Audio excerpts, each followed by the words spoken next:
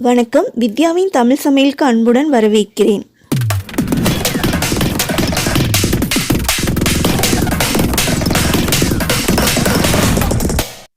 எல்லாரும் எப்படி இருக்கீங்க? நல்லா இருக்கீங்களா? எல்லாரும் சேஃபாக இருங்க. இப்போ நாம் என்ன பார்க்க போகிறோன்னா, ஒரு பணியார ரெசிபி பார்க்க போகிறோங்க. ரொம்ப டேஸ்ட்டாக இருக்குங்க. ஈவினிங் ஸ்நாக்ஸ் டக்குன்னு செஞ்சு கொடுத்துர்லாங்க. ரொம்ப ஈஸியாகவும் இருக்கும், ரொம்ப டேஸ்ட்டாகவும் இருக்குங்க. இதை நீங்கள் செஞ்சு பார்த்துட்டு உங்கள் ஃபீட்பேக்கை கீழே இருக்க கமெண்ட் பாக்ஸில் கண்டிப்பாக சொல்லுங்கள். இப்போ வாங்க எப்படி செய்யலான்னு பார்க்கலாம். அதுக்கு ஒரு மிக்சிங் பவுல் எடுத்துக்கலாங்க. அதில் ஒரு கப், நீங்கள் எந்த கப்பு அளவு எடுக்கிறீங்களோ அதே கப் அளவு எடுத்துக்கோங்க.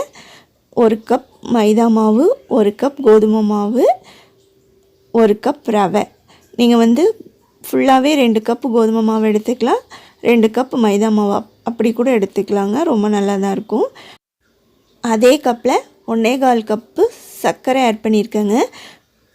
நீங்கள் சர்க்கரை 1/4 கப் கரெக்டாக இருக்கும். நீங்கள் கம்மியாக சுகர் சாப்பிட்றதா இருந்தால் 1 கப் மட்டும் ஆட் பண்ணால் போதும். இப்போ ஒரு 2 பிஞ்ச் உப்பு ஆட் பண்ணிக்கலாம். இப்போ நல்லா மிக்ஸ் பண்ணி விட்டுக்கலாம். அதுக்கப்புறம் நம்ம எடுத்த அதே கப்பில் தண்ணி ஆட் பண்ணுங்க. கொஞ்சம் கொஞ்சமாக தண்ணி ஆட் பண்ணிக்கோங்க. 2.5 கப்பு நம்ம தண்ணி ஆட் பண்ணுங்க. அதனால் பார்த்து கொஞ்சம் கொஞ்சமாக ஆட் பண்ணிக்கோங்க, அதிகமாக ஆட் பண்ணிட வேண்டாம். ஃபஸ்ட்டு 1 கப்பு தண்ணி ஆட் பண்ணிவிட்டு நல்லா மிக்ஸ் பண்ணி விட்டுக்கோங்க. அதுக்கப்புறமா 2.5 கப்பு தண்ணி 2வது கப்பு ஊற்றிட்டு, அதுக்கப்புறம் 1/2 கப்பு அப்படி ஊற்றிட்டு நல்லா மிக்ஸ் பண்ணிக்கலாங்க. இப்படி பண்ணும் போது அதிகமாக தண்ணி ஆகாதுங்க. நல்லா மிக்ஸ் பண்ணி எடுத்துக்கலாம். இங்கே பாருங்கள், இந்த பதத்தில் இருக்கணும். ரொம்ப தண்ணியாகவும் இருக்கக்கூடாது, ரொம்ப திக்காகவும் இருக்கக்கூடாது. இந்த தண்ணி சூடு பண்ணி தண்ணியை ஆட் பண்ணிக்கோங்க. அதே மாதிரி நீங்கள் நாட்டு சர்க்கரையை ஆட் பண்ணுறதா இருந்தால் நல்லா சுடு தண்ணி ஊற்றி நல்லா கரைச்சிட்டு சூடாகவே ஊற்றிக்கோங்க. அப்போ தான் சூடாக ஊற்றும் போது தான் அந்த ரவை நல்லா ஊறி கிடைக்கும். இப்போ வித்யாவின் தமிழ் சமையல் சேனலுக்கு லைக் பண்ணுங்கள், ஷேர் பண்ணுங்கள். சப்ஸ்கிரைப் பண்ணாதவங்க கண்டிப்பாக மறக்காமல் சப்ஸ்கிரைப் பண்ணிக்கோங்க ப்ளீஸ். கீழே இருக்க பெல் ஐக்கானையும் ப்ரெஸ் பண்ணிக்கோங்க. அப்போ தான் நான் போடுற வீடியோஸ்லாம் வரும். நல்லா மிக்ஸ் பண்ணிவிட்டு ஒரு 1/2 மணி நேரம் மூடி போட்டு அப்படியே வச்சிடலாங்க. இப்போ 1/2 மணி நேரம் முடிஞ்சிடுச்சு. பாருங்கள் மாவு எந்த திக்னஸில் இருக்குதுன்னு சொல்லிட்டு. ரொம்ப டேஸ்ட்டாக இருக்குங்க இந்த பணியாரம். 1/4 டீஸ்பூன் ஆப்ப சோடா ஆட் பண்ணிக்கலாங்க.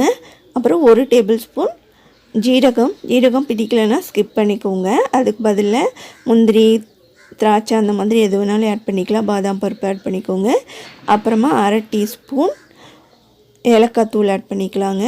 நல்லா வாசனையாக இருக்கும், டேஸ்ட்டாகவும் இருக்குங்க ஏலக்காய் தூள் ஆட் பண்ணுறனால. இப்போ எல்லாமே நல்லா மிக்ஸ் பண்ணிக்கலாம். அப்புறமா ஒரு பாத்திரம் எடுத்துகிட்டு ஒரு பேன் எடுத்து எண்ணெய் சூடு பண்ணிக்கலாங்க. மிதமான சூடில் இருக்கணுங்க, ஹை ஃப்ளேமில் இருக்கக்கூடாது. ஹை ஃப்ளேமில் நீங்கள் போட்டிங்கன்னா கரிஞ்சு போயிடுங்க, நல்லாவும் இருக்காது, உப்பியும் வராதுங்க. இப்போ நீங்கள் லோ ஃப்ளேமில், பெரிய பர்னராக இருந்தால் லோ ஃப்ளேமில் வச்சுக்கோங்க. சின்ன பர்னராக இருந்தால் மீடியம் ஃப்ளேமில் வச்சுட்டு நம்ம இந்த மாவு ஒரு கரண்டி எடுத்து ஊற்றிட்டு சுட்டு எடுத்துக்கலாங்க. ரொம்ப டேஸ்ட்டாக இருக்குங்க. ஈஸியாக டக்குன்னு வெந்துடுவோங்க. ரொம்ப நேரம் நம்ம வெயிட் பண்ணி அப்படியெல்லாம் செய்ய வேணாம், சீக்கிரமாகவே வெந்துடும். திருப்பி போட்டு நல்லா வேக வச்சு எடுத்துக்கலாம். ஒரு கோல்டன் ப்ரௌன் கலர் வந்தோடனே நம்ம எடுத்துடலாங்க. பாருங்கள், பார்க்கவே நல்லா இருக்குல்ல, ரொம்ப டேஸ்ட்டாகவும் இருக்குங்க. இப்போ நான் 2வது செஞ்சு காட்ட போகிறேன். மீடியம் ஃப்ளேமில், சின்ன பர்னராக இருந்தால் மீடியம் ஃப்ளேமில், பெரிய பர்னராக இருந்தால் லோ ஃப்ளேமில் வச்சுட்டு நல்லா மாவு ஊற்றி எடுத்துக்கலாம். நல்லா புஷ்ஷுன்னு பொங்கி வருங்க, பார்க்கவே நல்லாயிருக்கும். நம்ம சிம்பிள் இன்க்ரீடியன்ஸ் தாங்க ஆட் பண்ண போகிறோம். நம்ம எடுக்கிற அளவு நீங்கள் உங்கள் அளவுக்கு தகுந்தபடி நீங்கள் எடுத்துக்கோங்க. சின்ன ஒரு டம்ளரில் வச்சு கூட அளவாக நம்ம பயன்படுத்திக்கலாம். எவ்வளோ ஈஸியாக நம்ம இந்த ஸ்நாக்ஸ் செஞ்சிட்டோங்க. பாருங்கள் எவ்வளோ சூப்பராக வருதுன்னு. இதே மாதிரி நீங்கள் செஞ்சு பார்த்துட்டு உங்கள் ஃபீட்பேக்கு கீழே இருக்க கமெண்ட் பாக்ஸில் கண்டிப்பாக சொல்லுங்கள். வித்யாவின் தமிழ் சமையல் சேனல் உங்களுக்கு பிடிச்சிருந்தால் லைக் பண்ணுங்கள், ஷேர் பண்ணுங்கள். சப்ஸ்கிரைப் பண்ணாதவங்க மறக்காமல் கண்டிப்பாக சப்ஸ்கிரைப் பண்ணிக்கோங்க. சப்ஸ்கிரைப் பண்ணுறது ஃப்ரீ தாங்க. இந்த பணியாரம் 4 நாளும் கெட்டு போகாதுங்க. கண்டிப்பாக நம்ம செஞ்சு வச்சுட்டு 4 நாள் வரைக்கும் வச்சுட்டு சாப்பிட்லாங்க. வெளியிலே வச்சு சாப்பிட்லாம். ரொம்ப டேஸ்ட்டாகவும் இருக்கும், சிம்பிளாகவும் இருக்கும். நல்லா இருக்குங்க. நான் இப்போ டேஸ்ட் பண்ணி பார்க்க போகிறேன். வாங்க சாப்பிட்லாம். ரொம்ப டேஸ்ட்டாக இருக்குங்க. உள்ளேயும் நல்லா பஞ்சு மாதிரி, வெளியில் நல்லா கிறிஸ்பியாக ரொம்ப டேஸ்ட்டாக இருக்குங்க. எல்லோரும் சேஃபாக இருங்க. நன்றி, வணக்கம். God bless you.